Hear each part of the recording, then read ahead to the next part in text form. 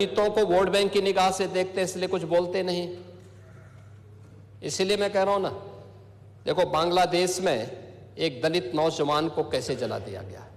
आप लोग गाजा पट्टी में होने वाले किसी भी उस पर आंसू बहाते हैं, लेकिन आपकी जबान से एक शब्द नहीं निकल रहा है, क्योंकि एक दलित नौजवान मारा गया बांग्लादेश में, और उस नौजवान के मरने पर आपकी जबानें सिल चुकी हैं, क्योंकि आप उसको केवल वोट बैंक के रूप में इस्तेमाल करते हैं।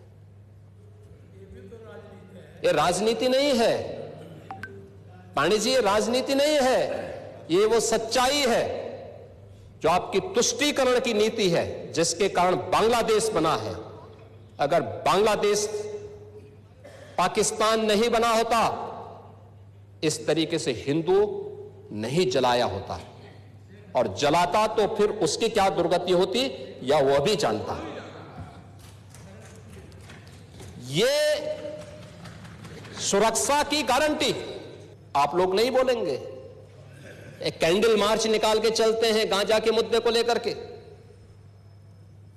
लेकिन पाकिस्तान और बांग्लादेश में हिंदू मारा जाता है तो आपके मुंह बंद हो जाते हैं, क्योंकि मरने वाला हिंदू है, दलित है, आप बोलेंगे नहीं। और यही सच्चाई है।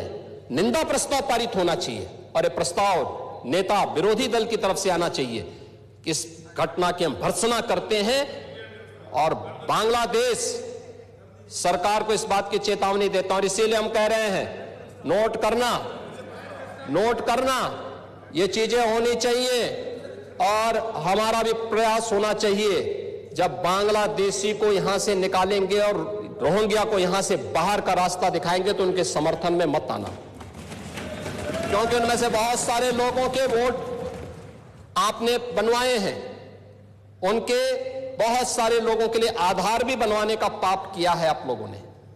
इसलिए इन चीजों को ध्यान में रखना, और एक एक चीज की स्क्रीनिंग होगी, बहुत प्रभावी कार्रवाई करेंगे।